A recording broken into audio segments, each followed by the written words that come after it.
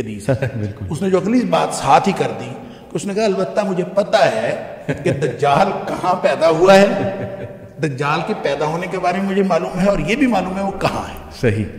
بس وہ کہتے ہیں یہ بات اس نے کی تو ابو سعید خدری رضی اللہ عنہ مجھے فرماتے مجھے پھر اس بارے میں شک ہو گیا. اس کے بارے میں یہ کہا جاتا ہے کہ وہ واقعہ حرہ کے بعد وہ کہیں گم ہو گیا تھا. اچھا. کہیں وہ یعنی اس کی موت کسی نے نہیں دیکھی، وہ شخص گم ہو گیا تھا. اس لیے جو لوگوں نے تطبیق دی ہے محدثین نے، تمیم داری والی حدیث آپ لوگوں کو معلوم ہے، وہ شاید عوام الناس کو بھی معلوم ہوگی، جنہوں نے جا کے دجال کو دیکھا تھا. تو ان دونوں احادیث کو تطبیق دیں، اور اس طرح کی یہ جو ابن سیاد والی ساری، ابن سعید بھی اس کو بعض لوگ کہتے ہیں، اس کو آپ تطبیق دیں تو جو نتیجہ نکلتا ہے، جو علماء نے نتیجہ نکالا ہے، وہ یہ کہ یہ شخص جو تھا نا، یہ کوئی غالباً شیطان تھا. اچھا. شیطان کا کوئی پرتو تھا، اور اس کا کنیکشن تھا اس شخص کے ساتھ، دجال کے ساتھ. وہ جو اصل دجال ہے، یہ دجال نہیں تھا، لیکن اس کا کنیکشن اس کے ساتھ تھا، اور یہ پھر دوڑا بھی وہاں سے ہے. اور بعض نے کہا کہ شیطان نے ایک انسانی روپ دھارا ہوا تھا. صحیح. اور اس لیے لوگوں کو اس کی پیدائش اور اس کی وفات کے بارے میں کچھ علم نہیں ہے. اور بعض لوگوں کا خیال ہے کہ نہیں، چونکہ نبی پاک صلی اللہ علیہ وسلم نے فرمایا کہ دجال ایک تو نہیں ہوگا، بڑے دجال کے آنے سے پہلے بہت سارے دجال آئیں گے، دھوکے باز بہت سارے آئیں گے، اور اس میں سے ایک دھوکے باز وہ بھی تھا. ٹھیک ہے. اس طرح کی انٹرپریٹیشن ہے. لیکن ایک بات ان ساری باتوں سے سمجھ آتی ہے کہ وہ ہوگا شخص، ایک فرد ہوگا، اور اس کی باقاعدہ تھنکنگ ہوگی، وہ انسانوں کی طرح بات کرے گا، اور انسانوں کی طرح ہی وہ گفتگو کرے گا، اور انسانوں میں سے ہوگا. بالکل ٹھیک. مگر نہ اگر وہ کوئی مشین ہوتی، یا اگر وہ کوئی معاشرہ ہوتا، یا مجرد فکر ہوتی، تو نبی کریم صلی اللہ علیہ وسلم اس ابن سیاد کو قطعاً کنسیڈر نہ کرتے. بالکل ٹھیک. جزاک اللہ. بڑی ڈیٹیل میں آپ نے بتایا. ایک سوال میرے ذہن میں آ رہا تھا، بلکہ کسی نے مجھ سے پوچھا بھی تھا کہ اگر صحابہ ابن سیاد کو دجال کنسیڈر کر رہے تھے تو دجال کی تو فزیکل کریکٹرسٹک اتنے واضح ہیں.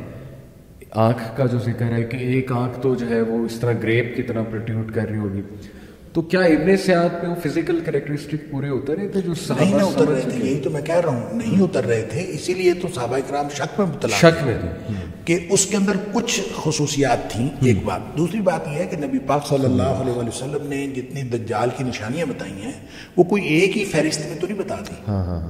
آپ مختلف اوقات میں بتاتے رہے. اب ہمارے پاس کمپائل ہو کے وہ ساری موجود ہیں. بالکل. لیکن اس وقت جب ابن سیاد موجود تھا، اس وقت کچھ نشانیاں بتائی تھی، کچھ نہیں بتائی تھی. البتہ کافر والی تو تھی.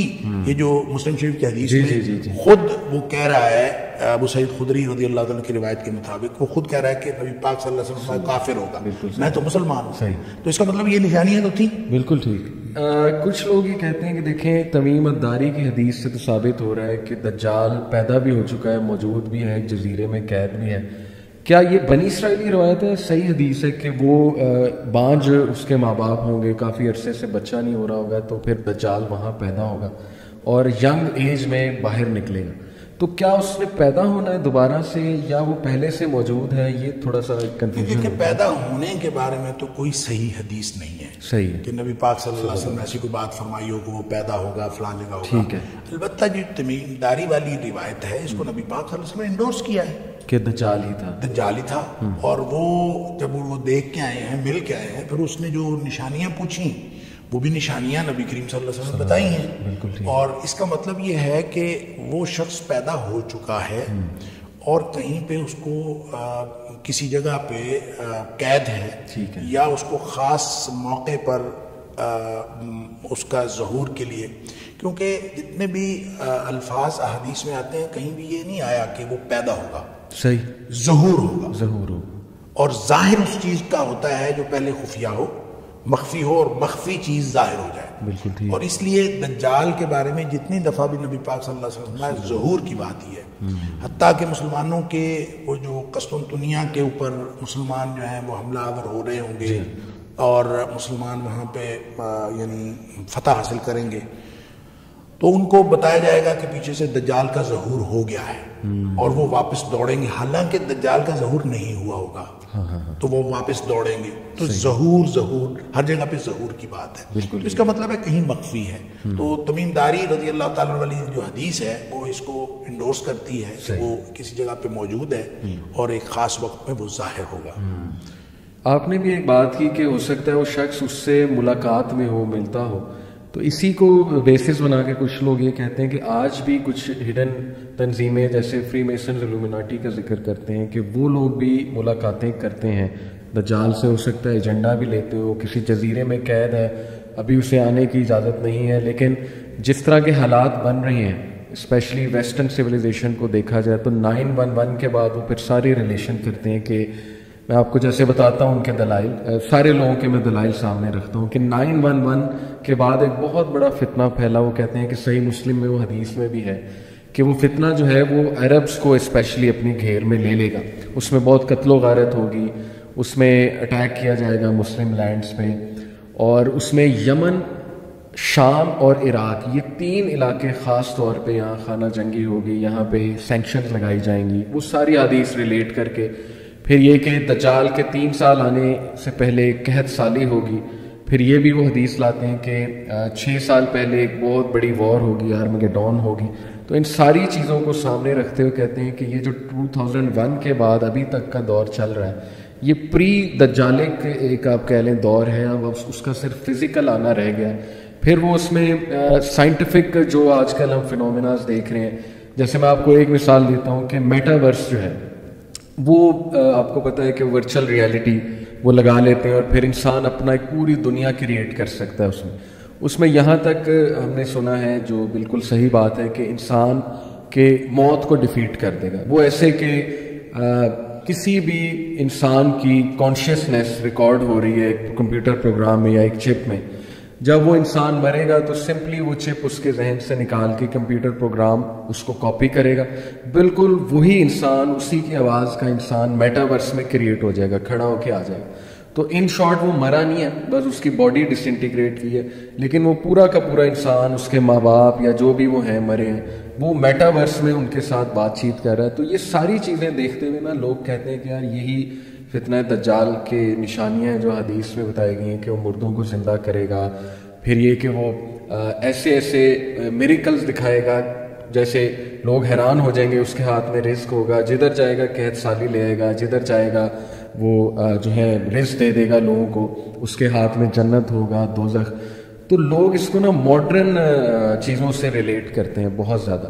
تو کیا یہ اپروچ ٹھیک ہے, اس کی کتنی حد تک اجازت ہے, اور ہمیں کیا غور و فکر واقعی کرنا چاہیے ان حالات کو سامنے رکھتے ہیں تاکہ ہم خود بھی وارن ہوں, اپنی جنریشن کو بھی وارن کر سکیں کہ دیکھو فتنہ تو تمہارے سامنے ہے, موومنٹس ازمز اور سکزمز کتنے چل رہے ہیں, اور ہماری بچیاں غلط سائٹ پہ جا رہی ہیں, LGBTQ آج آپ دیکھ لیں, یہ ساری چیزیں ریلیٹ کرنا ٹھیک ہے؟ دیکھیں اصل میں نا آپ اگر اس کو جیسے آپ نے کہا پری دجالک دور اگر اس کو ہم کہہ دیا جائے تو یہ غلط نہیں ہوگا. میرے خیال ہے یہ تو اس میں تو کوئی حرج نہیں ہے صحیح کہ دجال کے لیے پورا ماحول تیار ہو رہا ہے, بالکل ایک اس کے لیے پورا ایک سرکمسٹانسز کریٹ کیے جا رہے ہیں, اور جب یہ پوری طرح دھوکے کا دور بن جائے گا اور ہر چیز کے اندر دھوکا آ جائے گا تو پھر دجال بھی آ جائے گا. ابھی تک یہ اس کے لیے تیار نہیں ہوا. اچھا. اور دوسری بات یہ ہے کہ اس کی ماڈرن چیزوں کو آپ ان کے ساتھ ریلیٹ کرتے جائیں, یہ کسی حد تک ریلیٹ ہو سکتی ہیں. اچھا. کیونکہ ہر چیز کے اندر دھوکا ہے, اور خاص طور پہ میڈیا اور یہ جو AI جو ہے آرٹیفیشیل انٹیلیجنس, جس میں آپ خاص طور پہ میٹاورس کا جو کانسیپٹ آپ نے بتایا, دیکھیں یہ زندہ کرنا تو نہیں ہے. صحیح. زندہ کرنے کے بارے میں تو بالکل کلیئر کٹ ہے کہ شیطان وہ جو دجال ہے وہ بالکل زندہ انسانوں کو زندہ کرے گا اور جیتے جاگتے انسان نظر آئیں گے, اور پھر ایک وقت آئے گا جب وہ انسان کو قتل کرنا چاہے گا وہ قتل ہی نہیں ہوگا. یعنی ایک وقت میں وہ بندے کو قتل کرے گا, زندہ کرے گا, قتل کرے گا, زندہ کرے گا, یہ اس کے پاس یہ اتھارٹی ہوگی. صحیح. لیکن جب اللہ کا حکم ہوگا تو پھر اس کے بعد یہ اختیار ختم ہو جائے گا. لیکن اس میں یہ نہیں ہے کہ اس کی کوئی حیت چینج ہو جائے گی یا اس کے اندر یہ میٹاورس تو بالکل ایک آپ چپ ڈال کے آپ صرف اور اس کی میموری جو ہے وہ یوز کر سکتے ہیں. اس میں آپ کو جو روبوٹ ٹائپ کوئی چیز ساتھ لگانی پڑے گی, اس کو جو جسم دینا ہے آپ نے وہ تو کوئی اور دینا ہے, اور وہ کوئی آرٹیفیشل کوئی چیز دینی ہے, ایسا نہیں ہے. لہٰذا آپ یہ کہہ سکتے ہیں کہ اس کی چپ سے چیزیں نکال کر دھوکے کے لیے, دجالیت کے استعمال کرنے کے لیے استعمال کرنا یہ بالکل ٹھیک ہے, یہ ہو سکتا ہے.